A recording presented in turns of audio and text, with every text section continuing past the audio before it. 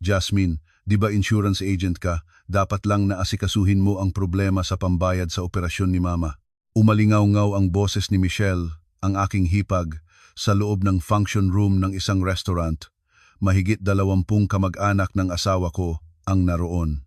Ang pinag-uusapan nila ay ang aking biyenang babae na nakatakdang operahan sa balakang matapos madulas habang nagha-hiking. Pamilya naman tayo. Di ba dapat lang? Tungkulin mo yan bilang manugang.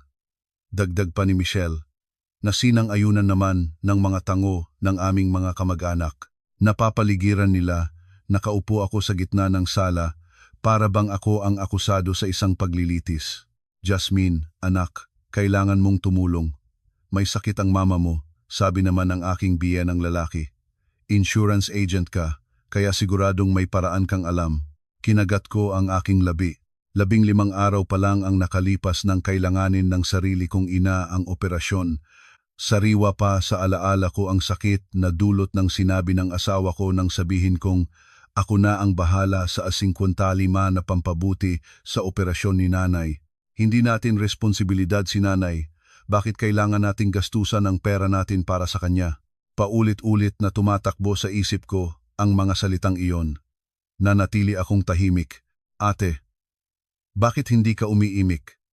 Magsalita ka naman. Sabi ng naiinip kong hipag habang tinatapik ang braso ko. Dahan-dahan kong inalis ang kanyang kamay.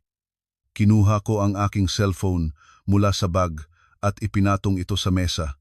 Biglang tumahimik ang lahat. Dinala ng daliri ko ang atensyon nila sa cellphone. Hindi nila alam kung gaano ko katagal hinintay ang sandaling ito. Ako si Jasmine Reyes, 36 anyos at 10 taon nang nagtatrabaho bilang isang insurance agent. Bagamat may iilang tao na minamaliit o iniiwasan ang propesyon ko, ipinagmamalaki ko ang aking trabaho. Nakakaramdam ako ng kasiyahan sa tuwing nakakatulong akong magdisenyo ng tamang coverage para sa aking mga kliyente, at lalo na kapag naririnig ko silang nagsasabing, "Salamat sa iyo, Jasmine, na ilayo mo kami sa kapahamakan." Ngunit sa araw na iyon, napagtanto ko na ang pinakamahalagang tao sa buhay ko ay hindi ko naprotektahan ng maayos. Nasa waiting area kami ng isang orthopedic specialty hospital. Magkatabi kaming nakaupo ng aking ina, naghihintay na tawagin para sa kanyang konsultasyon. Ilang buwan na siyang dumadaing ng pananakit ng likod. Sa simula, sinasabi niyang lahat naman ng tumatanda, nararanasan yan at naayos na ang paglalagay ng patch. Ngunit dumating ang araw na nahihirapan na siyang maglakad. "Nay, okay ka lang?" "Oo anak, medyo naninigas lang." Laging ganyan si nanay. Hindi siya kailanman umaamin na masama ang pakiramdam niya sa harap ng kanyang mga anak. Ako na mismo ang nag-schedule ng appointment sa doktor at pilit siyang isinama.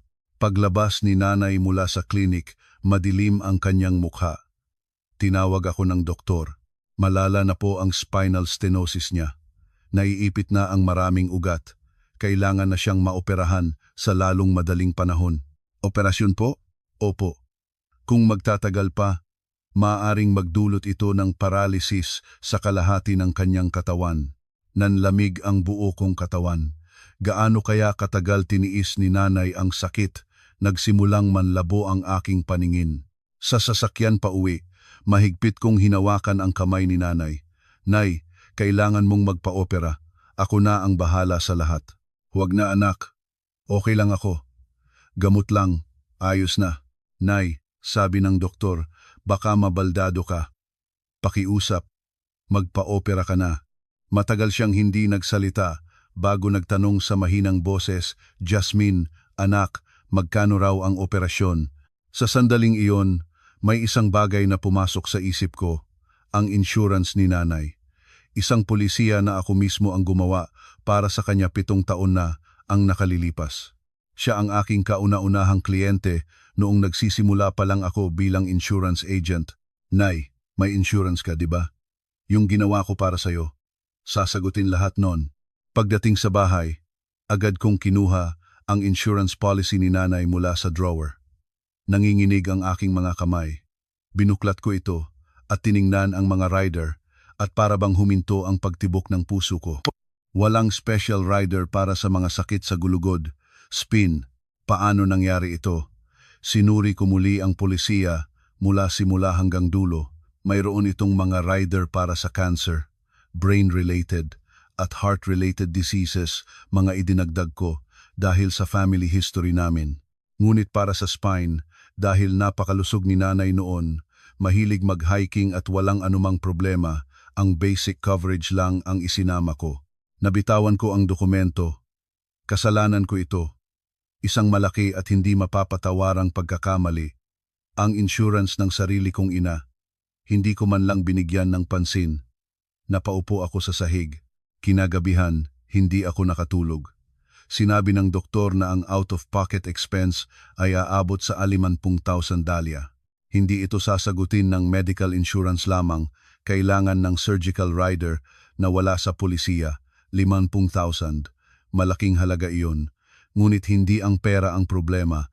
Ang katotohanan ako, isang profesional, ay nabigong protektahan ang sarili kong ina iyon ang bumabagabag sa akin. Hanggang madaling araw, tinitingnan ko ang aking bank accounts. Sa kabutihang palad, mayroon akong hiwalay na savings account para sa aking mga bonus sa trabaho. Isang sikretong hindi alam ng asawa ko. Mula nang ikasal kami, nahirapan akong gamitin ang sarili kong pera ng malaya. Laging sinasabi ng biyenan ko na dapat transparent ang mag-asawa sa pananalapi, kaya't sinusuri niya kahit ang aming bank statements. Ngunit ang bonus account ko ay lingid sa kaalaman niya. Mayroon itong sapat na laman para sa 50,000. Kailangan kong akuin ito. Kasalanan ko ito. Nang makapagdesisyon ako, bahagyang gumaan ang aking pakiramdam. Ang problema na lang ay kung paano ko ito sasabihin sa asawa ko. Si Paulo, ang aking asawa, ay isang manager sa isang medium-sized company. Hindi masama ang kanyang kita, ngunit mas maliit kaysa sa kinikita ko. Tila ba iyon ang laging tumatama sa kanyang ego? Jasmine, kahit mas malaki ang kita mo, hindi mo pwedeng gastusin yan basta-basta. Pamilya tayo. Lagi niyang sinasabi iyan. Tinatawag niyang pera natin ang aking sahod at bonus, pero kapag may malalaking gastusin, ako ang laging sumasalo. Ilang araw akong nag-isip bago ako nagkalakas ng loob. Biyernes ng gabi, pagka-uwi niya mula sa trabaho, maingat kong sinimulan ang usapan. Mahal, may sasabihin ako. Ano yon? Sagot niya habang umuupo sa sofa at binubuksan ang TV. Tumabi ako sa kanya. Galing kami ni nanay sa ospital. May spinal stenosis daw siya. Kailangan operahan. Talaga? Malala ba? Oo. Medyo malala na raw. Kapag hindi na agapan, baka mabaldado siya. Bahagyang sumeryoso ang mukha ng asawa ko. Magkano ang operasyon? Ayon sa doktor, aabot ng 50,000 ang babayaran natin. 50,000? Wala ba siyang insurance? Alam kong itatanong niya ito. Huminga ako ng malalim. Yung insurance niya, ako ang gumawa. Hindi ko nasama yung rider para sa spine. Masyado kasing malusog si nanay noon, kaya basic lang ang nilagay ko. Kasalanan ko. Nagbago ang ekspresyon ng asawa ko. Kasalanan mo? Oo. Sorry, hindi ko nasuri ng maayos. Kaya gagamitin ko sana yung bonus na naipon ko para pambayad sa housing kong P1,000. Sandali, pinutol niya ako. Nanlamig ang kanyang boses. Bonus ko? Hindi ba't pera natin yan? Mahal, kasalanan ko ito. Kaya gusto kong ako ang umako. Jasmine, pinatay niya ang TV. Tumingin siya sa akin ng diretso at sinabi ng may diin, ang pag-aalaga sa nanay mo ay hindi natin responsibilidad. Sa sandaling iyon, hindi ako makapaniwala sa narinig ko. Anong sabi mo? Ang sabi ko, hindi ko responsibilidad ang nanay mo. Kasalanan mo man o hindi. Huwag mong gagamitin ang pera natin para diyan. Problema yan ng pamilya mo, hindi ng pamilya natin. Pataas ng pataas ang boses niya. Nanigas ako sa aking kinatatayuan. Mahal, ano ba ang sinasabi mo? Jasmine, gumising ka nga. Kailangan pa nating mag-ipon para sa anak at pambili ng bahay. Paano tayo makakaipon kung gagastos ka ng 50,000 para sa pamilya mo? Hindi lang naman yan isang beses. Noong nakaraang taon, gumastos ka ng galambing 2,000 para sa birthday niya. Pero, yon, sabihin mo sa nanay mo, nagkamali ka sa insurance niya. Kung kasalanan mo, humanap ka ng sarili mong paraan. Pero huwag na huwag mong gagamitin ang pera natin. Nawalan ako ng sasabihin. Binuksan niya ulit ang TV. Doon natapos ang aming usapan. Kinagabihan, nagkulong ako sa banyo at umiyak ng matagal. Umupo ako sa takip ng inidoro at sinigurong walang makakarinig sa aking mga hikbi. Hindi ko responsibilidad ang nanay mo. Paulit-ulit na umalingaw-ngaw sa aking isipan ang mga salitang iyon. 8 taon na kaming kasal. Sa loob ng 8 taon na iyon, lagi akong nag-aambag sa mga gastusin ng pamilya niya. 30,000 para sa 70th birthday ng biyenan ko, 20,000 para sa 60th birthday ng biyenan kong lalaki, 10,000 para sa binyag ng anak ng hipag ko. Ni minsan, hindi niya sinabing hindi natin responsibilidad. Pero ang nanay ko, hindi responsibilidad. Lumipas ang weekend. Lunes ng umaga, habang nag-aayos ako para pumasok, tumunog ang cellphone ng asawa ko. Ang biyenan ko ang tumatawag, kinuha niya ito at lumabas para sagutin. Ilang sandali pa, tinawag niya ako. Jasmine, si Mama, kausapin mo raw. Ibinigay niya sa akin ang telepono. Kinabahan ako. Ma, si Jasmine po ito. Oh, Jasmine, narinig ko kay Paulo. Ooperahan daw ang nanay mo? Sinabi pala ng asawa ko. Huminga ako ng malalim bago sumagot. Opo, Ma. May spinal stenosis po kasi siya. Pero, nanlamig ang boses ng biyenan ko. Balak mo raw gamitin ang pera natin para sa operasyon? Ma, hindi po sa ganoon. Jasmine, kapag may asawa ka na, dapat matuto kang maglagay ng linya sa pamilya mo.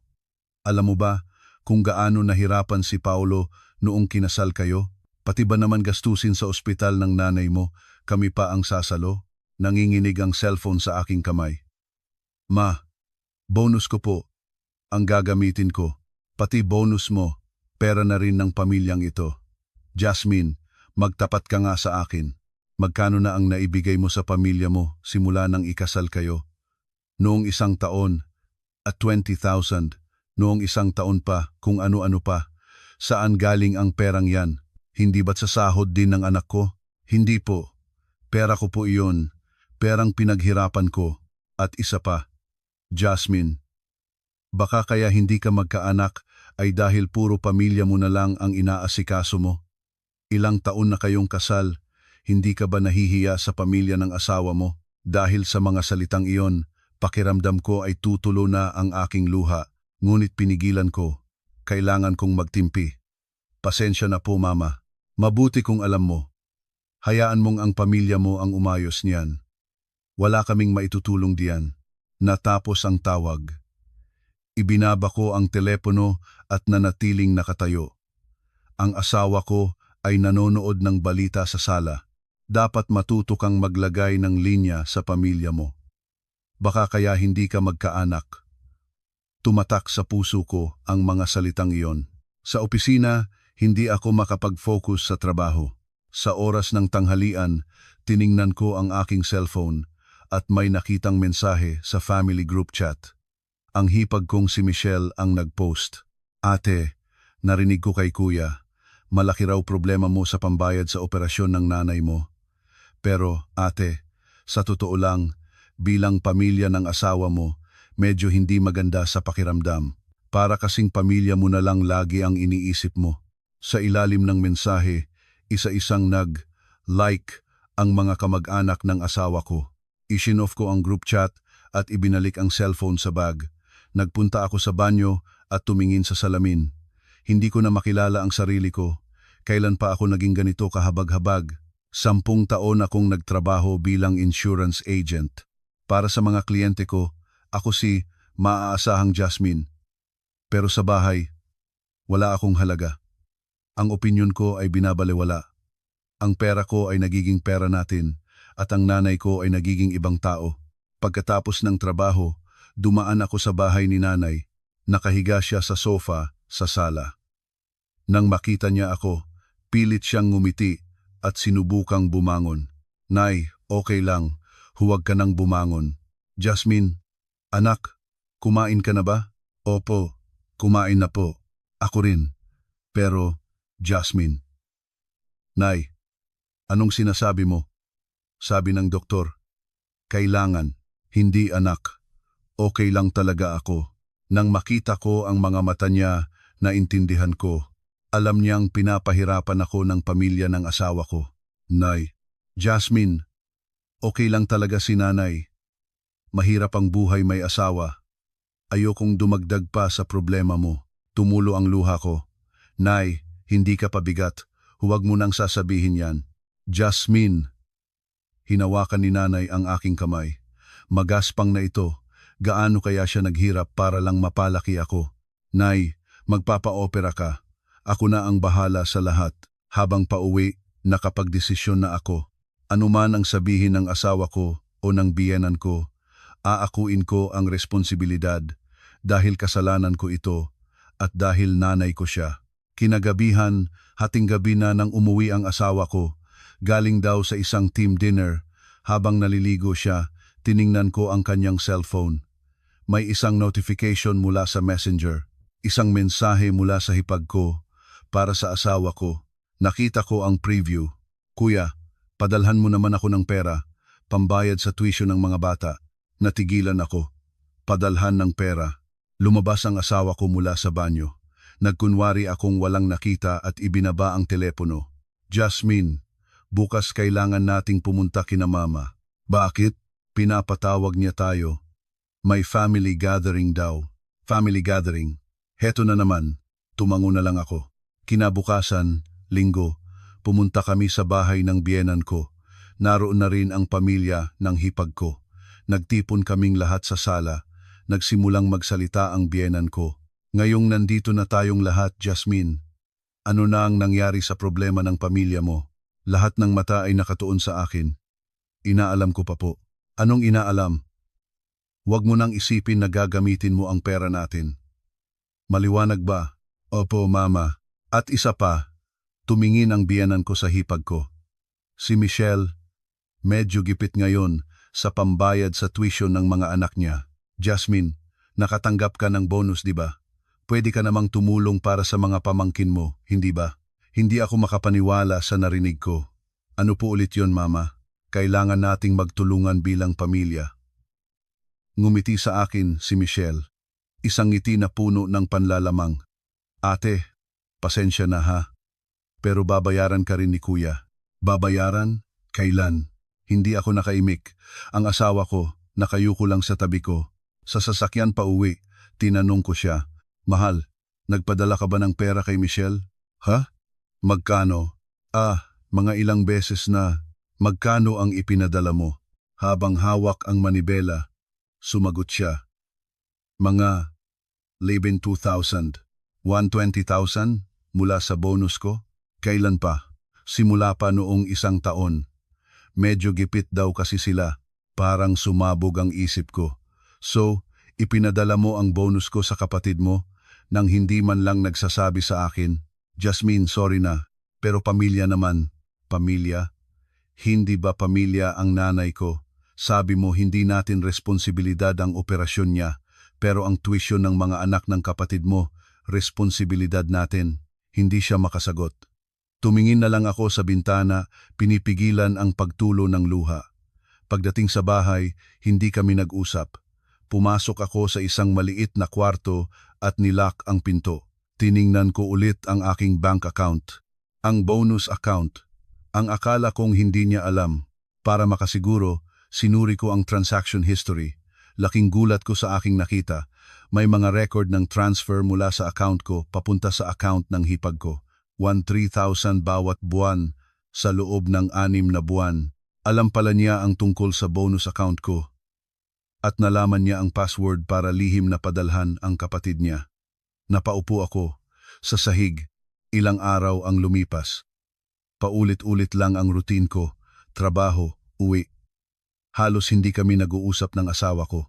Tuwing umaga, magkakasalubong kami at sasabihin niyang, sorry, pero hindi ako sumasagot. Miyerkules ng gabi, dumaan ako sa bahay ni nanay. Naghahanda siya ng hapunan kahit na masakit ang kanyang likod. Nay, ako na po. Maupo na kayo. Okay lang anak, ako na. Pagod ka galing sa trabaho. Sabay kaming kumain. Habang kumakain, nakatitig lang siya sa akin. Jasmine, anak, may problema ka ba? Wala po.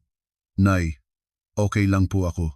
Kahit ako, nakikita kong hindi ka okay. May sinabi ba ang mga biyenan mo? Ibinaba ko ang kutsara. Hindi ko na kayang itago. Nay, at ikinuwento ko ang lahat. Ang sinabi ng asawa ko na hindi nila responsibilidad si nanay. Ang sinabi ng biyenan ko na dapat kong putulin ang ugnayan sa pamilya ko. At ang lihim na pagpapadala ng bonus ko sa hipag ko. Matagal siyang nakinig nang walang imik. Pagkatapos, mahinahon siyang nagsalita. Jasmine, anak, hindi na ako magpapa-opera. Okay lang ako. Sa edad kong ito, hindi na gaanong mahalaga ang operasyon. Pwede na akong mabuhay ng ganito. Ngumiti siya, ngunit isang napakalungkot ng ngiti. Nay, huwag mong sabihin yan. Kailangan mo ang operasyon. Ako na ang bahala. Jasmine, nahihirapan ka na sa buhay may asawa. Ayoko nang dumagdag pa. Nay, naiiyak kong sabi, hindi ako okay. Ang pinaka hindi okay sa lahat ay ang makita kang nahihirapan. Biglang bumukas ang pinto. Ang kuya ko. Uy Jasmine, nandito ka pala. Napansin niya agad. Alam niyang umiyak ako. Anong nangyari? Bakit ka umiyak? Umiling ako. Ngunit ipinaliwanag ni nanay ang sitwasyon sa kanya. Nagsalubong ang kilay ni kuya. Ganoon ang sinabi ng asawa mo. Kuya, okay lang. Anong okay lang? Sumigaw siya. Ngayon ko lang siya nakitang magalit ng ganito. Jasmine, umalis ka na sa bahay na yan. Baliw ba ang asawa mo? Hindi raw niya responsibilidad si nanay. Ang nanay niya ano? Hindi rin niya responsibilidad yon. Matagal siyang nag-isip bago tumingin sa akin. Jasmine, ako na ang magbabayad sa operasyon ni nanay. Kuya, huwag na. Nanay natin siya, kaya dapat lang. Kung ganyan ang inaasal ng asawa mo, tayo na lang ang mag-ayos nito. Ako na ang bahala, huwag kang mag-alala. Kuya, may pamilya ka ring binubuhay. Hoy, ikaw, na maganda kong kapatid, alam mo ba kung gaano ka na nagtitiis? Anong silbi ko bilang kuya kung hindi kita matutulungan? At huwag ka nang masyadong masaktan diyan sa asawa mo. Ganoon talaga ang ugali niya. Hinaplos ni kuya ang buhok ko. Sa sandaling iyon, bumuhos ang luha na kanina ko pa pinipigilan. Kuya, wala yon. Iset mo na ang schedule ng operasyon ni nanay at sabihin mo sa akin, ako na ang bahala. At, Jasmine, seryoso niyang sabi, yung ebidensya na nagpapadala ng pera ang asawa mo sa hipag mo, itago mo lahat. Kakailanganin mo yan. Bakit? Basta makinig ka kay kuya, itago mo.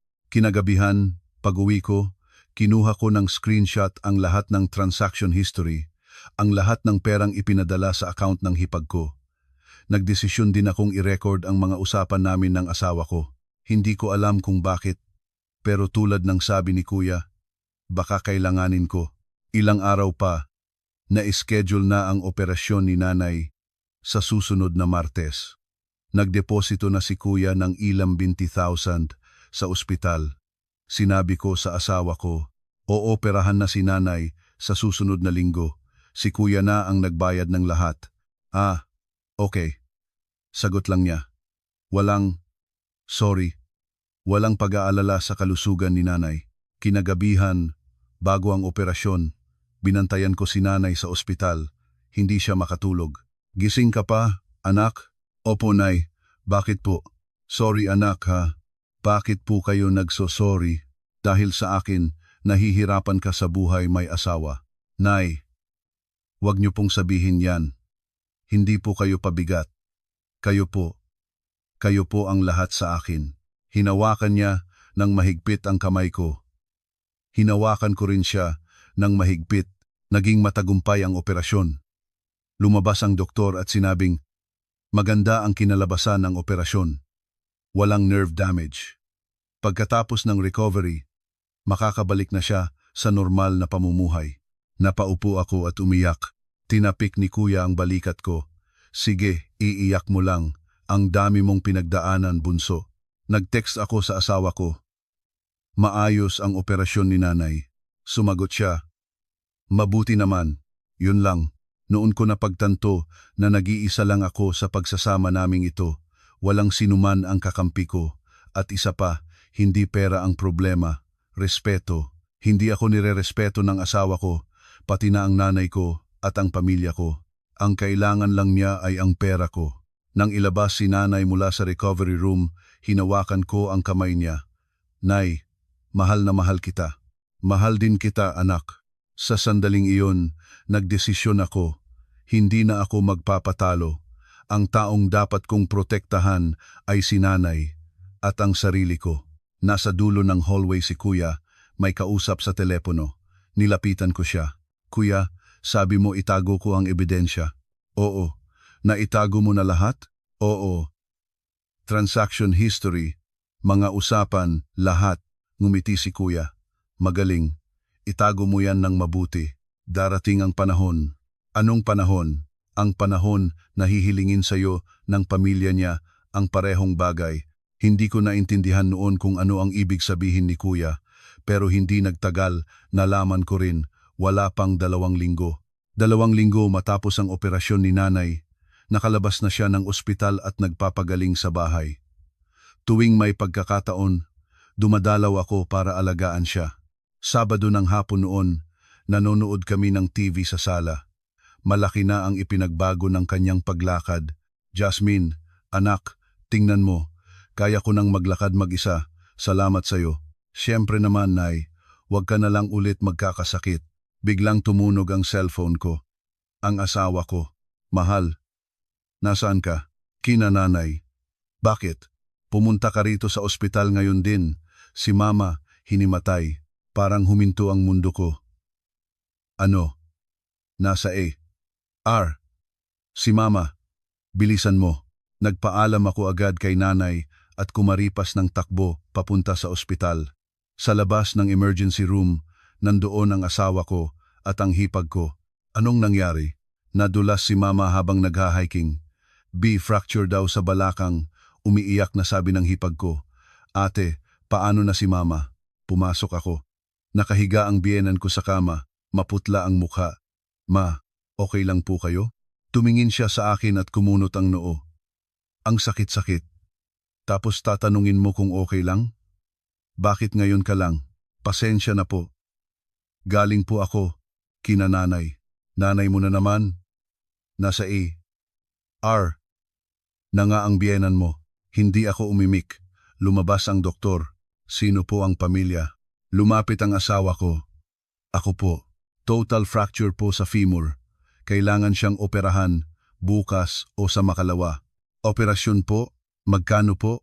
Aabot po ng humigit kumulang 100,000. Kung may insurance, ang babayaran nyo ay nasa 13,000 hanggang 11,000. 100,000. Out of pocket, 15,000. Namutla ang asawa ko, pati na rin ang hipag ko. Kuya, saan tayo kukuha ng pera? Ewan ko, baka kailanganin nating kunin ang savings natin. Anong savings? Sigaw ng biyenan ko.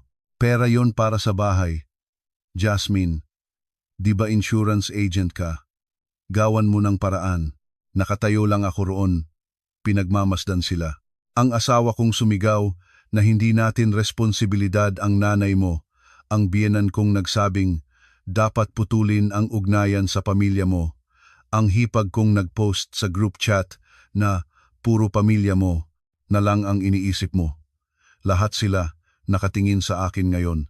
Hinihiling na ako ang magbayad, na ako ang umayos ng lahat. Jasmine, bakit nakatayo ka lang dyan? Gawan mo ng paraan ang bayarin sa ospital. Hinawakan ako sa braso ng hipag ko. Inalis ko ang kamay niya. Bakit ko naman gagawin yon? Ano? Anong sabi mo? Bakit ko kailangang bayaran ang gastusin sa ospital ni mama? Biglang tumahimik ang hallway.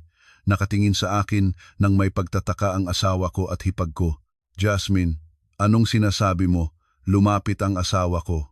Mahal, nung kailangan ng nanay ko ng 55 para sa operasyon, anong sinabi mo? Hindi ba't sinabi mong hindi mo siya responsibilidad? Pero, kung ganoon, hindi ko rin responsibilidad ang nanay mo. Sumabat ang hipag ko. Ate, nagbibiro ka ba? May sakit si mama. May sakit din ang nanay ko noon. Spinal stenosis na maaaring ikabaldado niya. Anong sinabi niyo noon? Na dapat kong putulin ang ugnayan sa pamilya ko, di ba? Pero, hindi naman sa ganoon. Tiningnan ko ng diretso ang asawa ko. Ayusin niyo yan, nang kayo-kayo lang, hindi ako magbibigay kahit isang sentimo. Tumalikod ako at nagsimulang maglakad. Mula sa likod, sumigaw ang hipag ko. Ate, ganyan ka na ba talaga? Pamilya tayo. Huminto ako. Hindi ako lumingon. Pamilya? Hindi ba't hindi nyo itinuring na pamilya ang nanay ko? Lumabas ako ng emergency room. Paglabas ko, parang hindi ako makahinga. Umupo ako sa isang bench at umiyak ng matagal, hindi dahil sa galit o sa gaan ng loob, kundi dahil sa lungkot. Lungkot na ganito kasira ang pagsasama namin. Tumunog ang cellphone ko. Ang asawa ko, hindi ko sinagot. Paulit-ulit siyang tumawag. Pati ang hipag ko, at mula sa numero ng biyenan ko, inignore ko lahat at umuwi. Pagdating ko sa bahay, nandoon na siya. Jasmine, tumakbo siya papalapit. Jasmine, pakiusap, tulungan mo kami sa bayarin sa ospital. Wala na kaming ibang paraan. Ano man ang paraan niyo. Bakit ako kasali diyan? Jasmine, pamilya tayo. Pamilya? Natawa ako ng mapakla. Ano bang ginawa niyo sa akin bilang pamilya? Ang operasyon ng nanay ko, hindi niyo responsibilidad, pero ang bonus ko, lihim mong ipinadadala sa kapatid mo. Ganoon ba ang pamilya? Sorry na, nagkamali ako. Pero ngayon, kailangan ka namin. Kailangan niyo ako dahil sa pera. Pare-pareho lang kayo. Lumuhod siya. Jasmine, pakiusap. Isang beses lang, tulungan mo kami. Babayaran kita. Tiningnan ko siya. Naaawa ako. Pero walang simpatya. Ayoko. Kayo ang umayos niyan. Pumasok ako sa kwarto at nilak ang pinto. Buong gabi siyang kumakatok. Ang hipag ko, nagpadala ng napakaraming text. Ate, parang awa mo na. May sakit si mama. Ate, babayaran ka namin. Pakiusap. Hindi ko akalain na ganyan ka pala kawalang puso. Binasa ko ang mga mensahe at binura. Kinabukasan, hindi pumasok ang asawa ko. Nasa ospital daw. Pumasok ako sa trabaho. Buong araw, tumutunog ang cellphone ko, pero hindi ko sinasagot. Oras ng tanghalian, tumawag si kuya.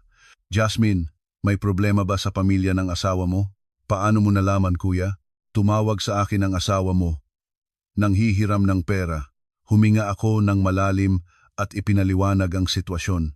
Matagal siyang nakinig bago nagsalita. Jasmine, tama ang ginawa mo. Hindi mo sila dapat tulungan, lalo na sa mga ginawa nila sa'yo. Pero, Jasmine, maghanda ka na. Para saan? Magpapatawag sila ng family meeting. Pipilitin ka nila. At doon, ilabas mo lahat ng ebidensyang tinago mo. Huwag kang mag-alala, kuya. Nasa likod mo lang. Ikaw ang mananalo dito. Pagkatapos ng tawag, nakatanggap ako ng text mula sa asawa ko. Jasmine, may family meeting bukas ng gabi. Kailangan mong pumunta. Pag-uusapan ang tungkol sa operasyon ni mama. Heto na, ang sandaling hinihintay ko. Pag-uwi ko, sinuri ko ulit lahat ng ebidensya. Transaction history, voice recordings, messenger screenshots. Handa na ang lahat. Bukas, matatapos na ang lahat. O mas tamang sabihin, magsisimula pa lang. Ang bagong buhay ko. Kinagabihan, hindi ako mapakali. Paulit-ulit na tumatakbo sa isip ko ang mangyayari sa family meeting. Mga 2:00 ng madaling araw, bumangon ako at pumunta sa maliit na kwarto. Binuksan ko ang drawer at kinuha ang isang USB. Naroon ang lahat ng ebidensya, isa-isa kong sinuri. Una, ang boses ng asawa ko, malinaw at malakas. Ang pag-aalaga sa nanay mo ay hindi natin responsibilidad. Problema yan ng pamilya mo, hindi ng pamilya natin. Pangalawa, ang transaction history.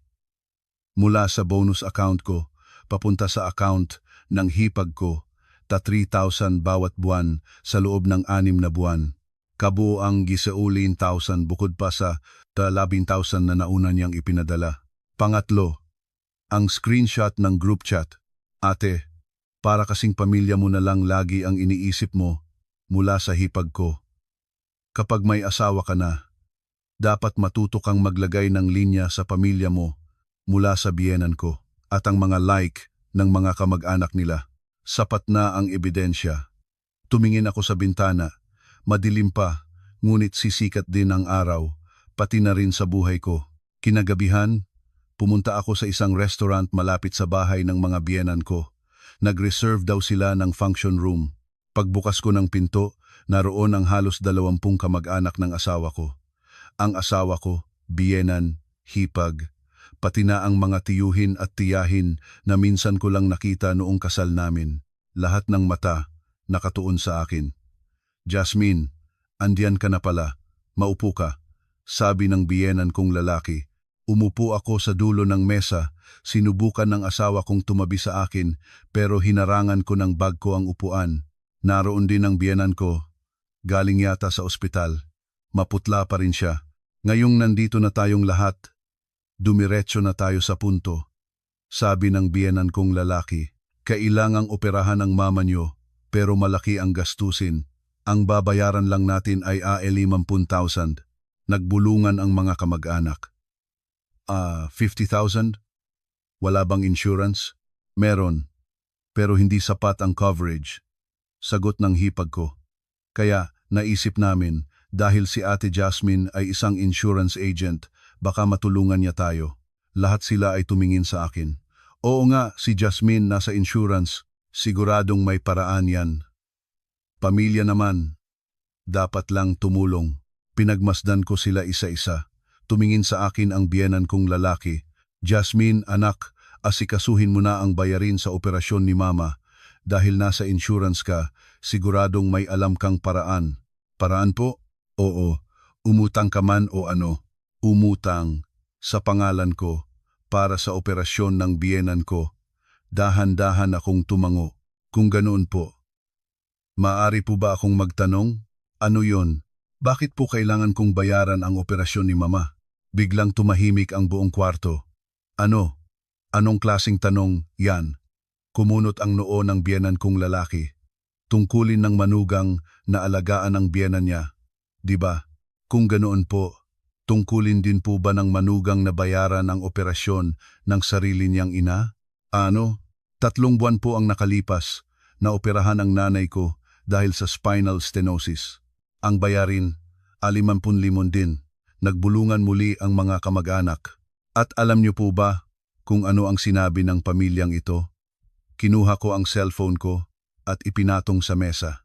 Gusto niyo po bang pakinggan? Pinindot ko ang play. Umalingaw-ngaw ang boses ng asawa ko sa buong kwarto. Ang pag-aalaga sa nanay mo ay hindi natin responsibilidad. Problema yan ng pamilya mo, hindi ng pamilya natin. Nanigas ang lahat. Sumama ang mukha ng biyenan kong lalaki at nagtinginan ang mga kamag-anak. Ang biyenan ko, kinagat ang labi. Ito, sinubukang tumayo ng asawa ko. Maupo ka, sabi ko. Hindi pa ako tapos. Pinatugtog ko ang pangalawang file, ang boses ng biyenan ko. Kapag may asawa ka na, dapat matuto kang maglagay ng linya sa pamilya mo. Baka kaya hindi ka magkaanak ay dahil diyan. Isang kamag-anak ang umubo. Meron pa po, sabi ko. Ang operasyon ng nanay ko, ang kuya ko po ang nagbayad ng lahat. Wala po akong inilabas kahit 1 sentimo. Ano? Sigaw ng hipag ko. So, kuya mo ang nagbayad? Ikaw. Opo, hindi ako nagbayad.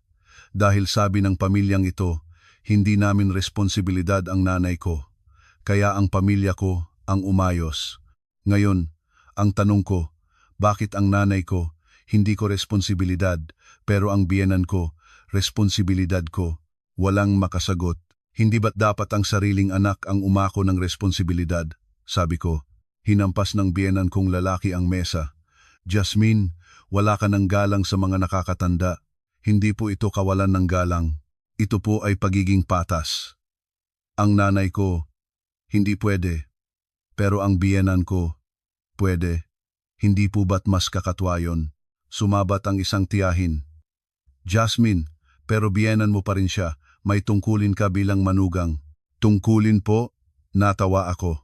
Kasama po ba sa tungkulin ang sabihan ang manugang na putulin ang ugnayan sa pamilya niya? Ang lihim na pagkuha sa bonus ng manugang para ibigay sa hipag, tungkulin din po ba yon? Ipinakita ko ang screen ng cellphone ko. Malinaw na nakikita ang transaction history. Ang 18,000 na nawala sa account ko nang walang pahintulot, nagbulungan ang mga kamag-anak. Totoo ba yan? Lihim na kinuha ng asawa ang pera ng misis niya, tumayo ang hipag ko. Ate, nangako naman si kuya na babayaran niya yan. Babayaran? Natawa ako. Kailan? Paano? 6 na buwan na, wala pa siyang binabayaran kahit 1 sentimo. At tingnan niyo po ito. Ipinakita ko ang screenshot ng group chat. Ate, para kasing pamilya mo na lang lagi ang iniisip mo. Ipinost niyo po ito sa family group chat at marami pong like mula sa inyo. Turo ko sa mga kamag-anak na namumula na ang mukha. Ginawa niyo akong isang makasariling manugang na puro pamilya ko lang ang iniisip. Pero ano po ang totoo? Tumayo ako. Ang totoo, wala akong ginastos para sa pamilya ko kahit 1 sentimo. Si kuya ang sumalo lahat. Sa kabilang banda, ano naman ang naibigay ko sa pamilyang ito? Binilang ko sa aking mga daliri. 30,000 para sa 70th birthday ni Mama, 20,000 para sa 60th birthday ni Papa, 10,000 para sa binyag ng pamangkin ko, 10,000 tuwing Pasko at Bagong Taon. At ang lihim na ausaun na libo-libo na napunta kay Michelle, halos ausaun na 1,000 na, pero sa pamilya ko, wala. Pero ako pa rin ang sinasabihan ninyong pamilya ko lang ang iniisip, tumahimik ang lahat. Kinuha ko ang aking bag. Ngayon, lilinawin ko. Ang operasyon ng biyenan ko, hindi ko babayaran. Ang mga anak niya ang dapat umako niyan. Pagkatapos kong magsalita, sumabog ang kwarto. Walang galang. Ganyan mo ba pinalaki ang asawa mo, Paolo? Ngunit hindi ako natinag. Sinubukang bumangon ng biyenan ko. Jasmine, nanginginig ang boses niya. Talagang gagawin mo ito? Habang nakahiga ako dito sa sakit. Mama, may sakit din po ang nanay ko noon. Spinal stenosis na maaring ikabaldado niya. Ano po ang sinabi niyo noon? Iba ang sitwasyon noon. Paano po naging iba? Parehong 50,000 ang kailangan, parehong agarang operasyon. Ang pagkakaiba lang po, ang nanay ko, dahil sa pagkakamali ko, walang rider sa insurance. Pero kayo po, ang biyenan kong lalaki ang kumuha ng insurance nyo. Bakit po kulang ang coverage? Kasalanan ko rin po ba yun? Namula ang biyenan kong lalaki. Masyadong mahal kasi ang premium. Kung hindi nyo po kinuha dahil mahal, dapat po kayo ang umako ng responsibilidad. Bakit nyo ipinapasa sa manugang nyo? Tumayo ang biyenan kong lalaki. Bast. Ngunit pinigilan siya ng isang tiyahin. Kuya, tama na. May punto si Jasmine. Kung ikaw ang kumuha ng insurance ng asawa mo, responsibilidad mo yan. Sumang-ayon ang isa pa. Tama. At kung sinabi ni Paulo na hindi niya responsibilidad ang biyenan niya, dapat pareho lang din sa panig nila. Dahan-dahang nagbabago ang ihip ng hangin. Lumapit sa akin ang hipag ko. Ate, ganyan ka na ba talaga? Pamilya tayo. Pamilya? Sabi ko. Michelle, kailan mo ba ako tinuring na parang pamilya? Noong lihim mong ginamit ang bonus ko, nagsorry ka ba? Ibinalik mo ba ang perang ipinangako mong babayaran? Ang paninira sa akin sa group chat, gawa ba yan ng pamilya? Namutla siya. Naglakad ako papunta sa pinto. Huling beses ko nang sasabihin, hindi ako magbabayad. Ang anak na lalaki, anak na babae, o silang dalawa, ang dapat magbayad. Jasmine, hinawakan ako ng asawa ko. Pakiusap, 1 beses lang. Ako ang nagkamali. Habang buhay kong babayaran, inalis ko ang kamay niya. Ang pangako mo ng 6 na buwan, hindi mo tinupad. Paano pa ang habambuhay? Bitawan mo ako. Binuksan ko ang pinto. Mula sa likod, narinig ko ang boses ng biyenan ko. Jasmine, pagkatapos nito, sa tingin mo ba mananatili ka pang manugang sa pamilyang ito? Huminto ako. Hindi ako lumingon. Manugang? Hindi ko alam kung ganoon kadakila ang posisyong yan para ipagpilitan ko pa ang sarili ko. Isinara ko ang pinto. Nanginginig ang mga binti ko habang naglalakad pero hindi ako umiyak. Pagbaba ko, naghihintay si Kuya. Jasmine, Kuya, magaling. Napakagaling ng ginawa mo. Kuya, tama ba ang ginawa ko? Oo, wala kang ginawang mali. Dapat kang maging matatag. Bakit ang sakit? Masakit talaga. 8 taon mo silang kasama.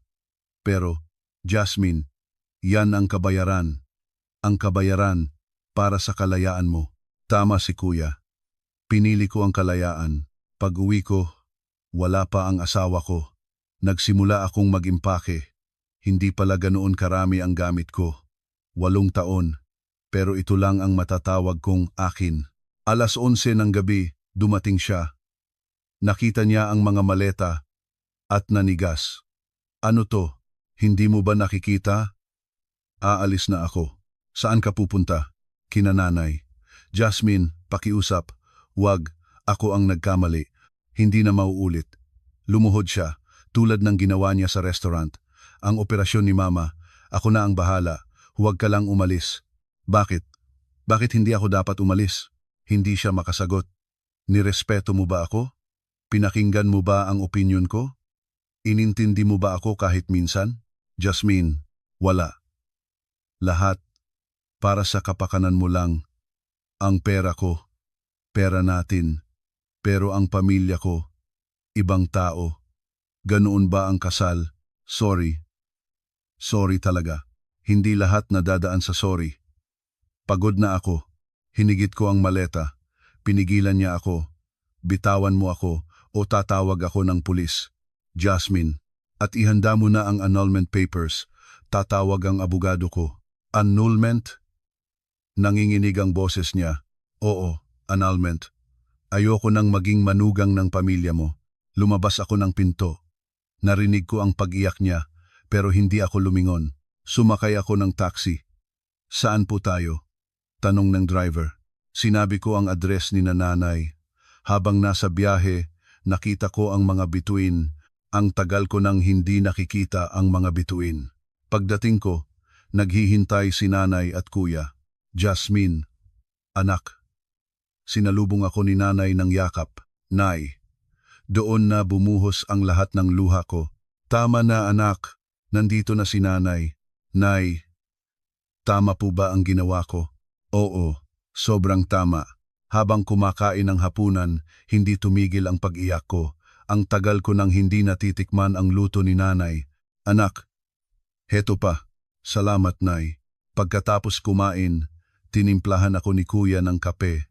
Jasmine, ngayon palang magsisimula ang totoong laban. Hindi ka titigilan ng asawa mo. Tama siya. Kinabukasan, sunod-sunod ang tawag mula sa asawa ko, sa mga biyenan ko, sa hipag ko, at sa mga kamag-anak nila. Hindi ko sinagot. Isang araw, tumawag ang biyenan ko. Sinagot ko, Jasmine, anak, mag-usap tayo. Pakiusap. Nanghihina ang boses niya. Para saan po? Nagkamali si Mama. Patawarin mo ako. Ito ang unang beses na narinig ko siyang humingi ng tawad sa loob ng 8 taon. Tinanggap ko na po ang sorry niyo, pero hanggang doon na lang po. Jasmine, ang kailangan ko po ay respeto. Ni minsan hindi niyo po ako nirespeto, pati ang pamilya ko. Jasmine, tulungan mo na kami sa operasyon. Ma, kina Paolo at Michelle po kayo humingi ng tulong. Hindi na po ako manugang ninyo. Kinabukasan, pumunta ang hipag ko sa bahay. Ate, ako to. Buksan mo ang pinto. Si Kuya ang nagbukas. Bumalik ka na. Hindi ka haharapin ni Jasmine. Kuya, pakiusap. Hindi maoperahan si Mama dahil walang pera. Problema niyo na yan. Wala nang kinalaman si Jasmine diyan. Isinara ni kuya ang pinto. Narinig ko ang lahat mula sa kwarto ko pero hindi ako lumabas. Isang linggo ang lumipas. Nakatanggap ako ng text mula sa asawa ko. Jasmine, naoperahan na si mama kahapon. Umutang ako. Masaya ka na ba? Ganito na ba talaga tayo? Nag-reply ako. Mabuti naman. Yan naman talaga ang dapat gawin ng isang anak. At oo, ganito na ako mabubuhay. Nang wala ka, pumunta ako sa isang abogado at sinimulan ang proseso ng annulment. Lahat ng ari-arian na nakapangalan sa akin, kukunin ko. At ang perang ipinadala sa hipag ko, sisingilin ko. Posible po yan, sabi ng abogado. Maaari rin po tayong humingi ng danyos para sa emotional distress. Dumating ang papeles ng annulment sa asawa ko. Tumawag siya. Jasmine, ano to? Annulment. Nakikipaghiwalay na ako. Jasmine, pakiusap. Pag-isipan mo ulit. Nakita mo na ba ang demands ko? Ibabalik niyo ang pera kong kinuha.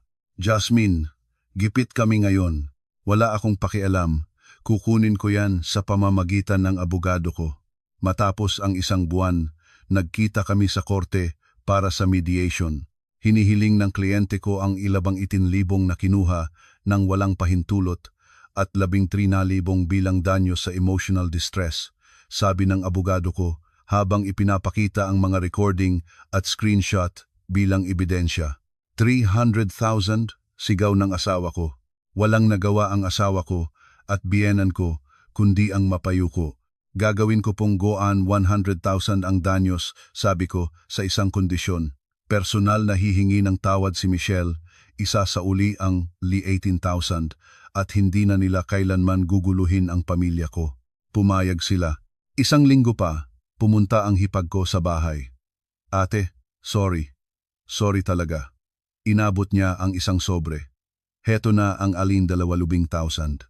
Hindi ko kinuha. Ibigay mo yan kay Paulo. Ibabawas na lang sa danyos na babayaran niya. At tandaan mo ang pangako mo. Isang buwan pa, pinal na ang aming annulment. Malaya na ako. Muli, ako na si Jasmine Reyes. Hindi asawa ni Paulo, kundi si Jasmine lang. Gabi, nag-celebrate kami ni nanay at kuya. Cheers para sa kalayaan mo, sabi ni kuya. Salamat kuya. Anak, sabi ni nanay. Hindi ka naman nagsisisi. Diba? Ngumiti ako. Nay, ngayon lang ako naging ganito kasaya. Ngayon, pakiramdam ko, akin na ang buhay ko. Pinagpatuloy ko ang trabaho ko at mas lalo ko pa itong ginanahan. Isang araw, may kausap akong bagong kliyente, isang babae.